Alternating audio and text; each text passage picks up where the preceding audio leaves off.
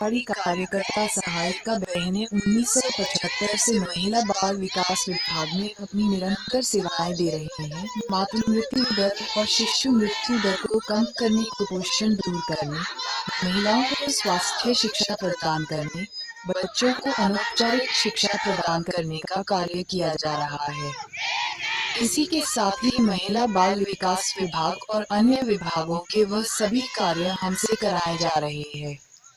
दिन प्रतिदिन हमारी बहनों पर कार्य का बोझ बढ़ता जा रहा है।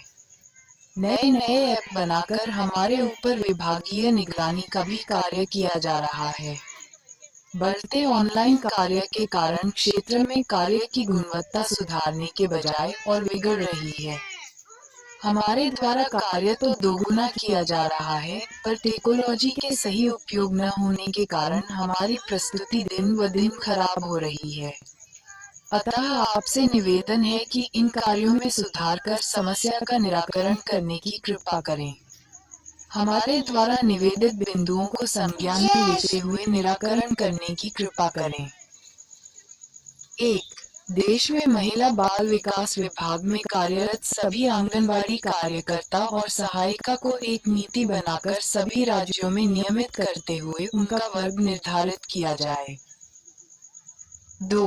महिला बाल विकास विभाग में कार्यरत सभी आंगनबाड़ी कार्यकर्ता और सहायिका बहनों को एक न्यूनतम पेंशन की सुविधा उपलब्ध कराई जाए, ताकि वह सेवानिवृत्त होने के बाद किसी के सहारे न रहे और अपना जीवन यापन कर सके।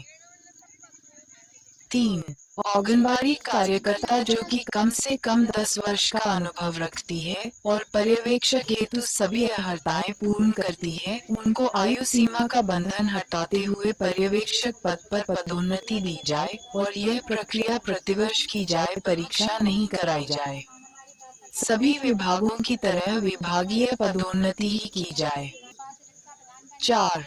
आंगनबाड़ी कार्यकर्ता सहायिका को विभाग के कार्यों के अतिरिक्त किसी भी कार्य में न लगाया जाए और इसका कड़ाई से पालन कराए जाने पर ध्यान दिया जाए, क्योंकि अन्य कार्यों में संलग्न होने के कारण ही हमारी विभागीय सेवाएं प्रभावित होती है।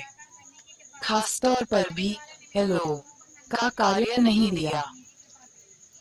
के माध्यम से जो CSR वितरण कराया जा रहा है, उसमें माता पिता और बच्चे परेशान हो रहे हैं।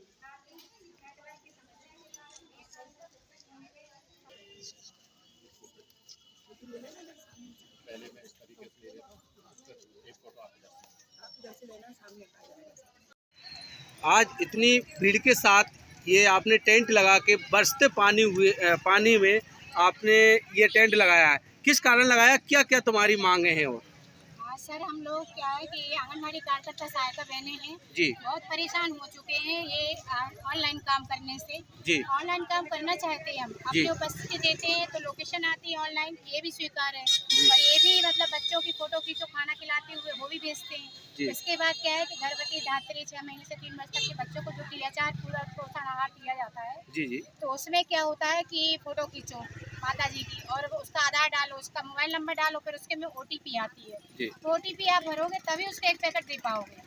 तो ये प्रक्रिया बहुत कठिन है और एक बार में फीस कैप्चर नहीं होता है।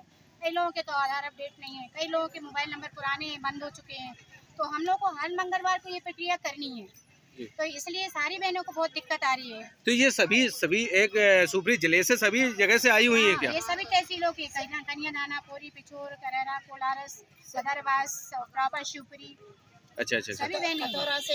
अभी कितने दिनों से ये आपका कैंप लगा हुआ है यहाँ? कैंप तो आज एक दिवसीय लगाया है हमने। जी जी, अभी आपने ज्ञापन दे दिया कि नहीं दिया? अभी विज्ञापन देना माननीय प्रधानमंत्री जी के लिए, माननीय मुख्यमंत्री जी के लिए कि इसको पोषण ट्रैकर ऐप को सरल करें आप। जी जी, काम जैसे हम कर रहे हैं तो पहले क्या हम फेस कैप्चर करना चाहते, लेकिन साल भर में एक बार करवा लो, जैसे कि हम लोग क्या सर्वे करते हैं मार्च में, अप्रैल में, इस तरह साल भर में एक बार फेस कैप्चर करा लो, उसी के अनुसार हम उसको THR देते रहेंगे और मतलब हर बार लेना नहीं पड़ेगा उसका फेस कैप्चर। यदि आपकी मांगे पूरी नहीं हुई तो फिर आप क्या करोगी?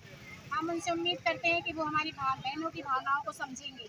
अगर नहीं समझते हैं तो फिर हम लोग अभी 1 दिवसीय हड़ताल की है, आगे 8 दिवसीय 7 दिवसीय हड़ताल भी कर सकते हैं। ऐसे बरसते पानी में आना कितनी बड़ी मुश्किल की बात है, कैसे आना तय किया? हम लोगों ने सोच लिया था कि अब हमारे प्रधानमंत्री जी हमें सुनेंगे, क्योंकि हम लोग बहुत परेशान हो चुके हैं। क्योंकि ऑनलाइन काम करते हैं हम लोग को ना कुछ, हम लोग मानदेय कर्मचारी हैं, हम लोग को परमानेंट तो किया नहीं है। जी जी जी। शासकीय किया नहीं है, आप काम ऐसा करा दो जैसे केंद्रीय कर्मचारी हो। पहले हमको पहले परमानेंट करो ना, केंद्रीय कर्मचारी ही मान लो अपना। तो हम तो 60-70 हज़ार मिलने लगे तो हम लोग काम अच्छा मिले। क्या मानदेय मिलता है? क्या नाम क्या है आपका? मेरा नाम गायत्री है। कहाँ से है? कॉलर से। कॉलर से आई हो? क्या मांगे लेके आए हो? ये हमको ये क्या कहे फेस कैप्चर वगैरह करने, इसकी पोस्टर टिकट चलाने परेशानी आ रही है। जी। हर हफ्ते में हम पोस्टर फेस कैप्चर नहीं कर पा रहे, ओटीपी भी नहीं ले पा रहे, हम इस पे जी, जी। केवाईसी नहीं कर पा रहे, सारी समस्याएं। और सबसे पहले हमको परमानेंट भी किया जाए, क्योंकि हम लोग मानदेय पे कहाँ तक खड़े रहे। हर हफ्ते की धमकियाँ दी जाती हैं, किसके द्वारा दी जाती है? विभाग के द्वारा ही दी जाती है। जी जी। भाई फेस कैप्चर तो निरीक्षण होगा कि फेस कैप्चर नहीं किया आपका वेतन कटेगा, आपको करना जरूरी है। इस तरह से फेस कैप्चर करने का घर पर किसी के मान लो महिला सो रही है, वो लगा देते, अपमानित कर देते, हर समय आप ओटीपी लेने आ जाते, हर समय आप ओटीपी लेने आ जाते, कहीं हमारे खाते से कुछ गड़बड़ हो गई तो आप ही जिम्मेदार हो। इस तरह अपमानित करते हैं कार्यकर्ताओं को। जी जी, बहुत बहुत धन्यवाद।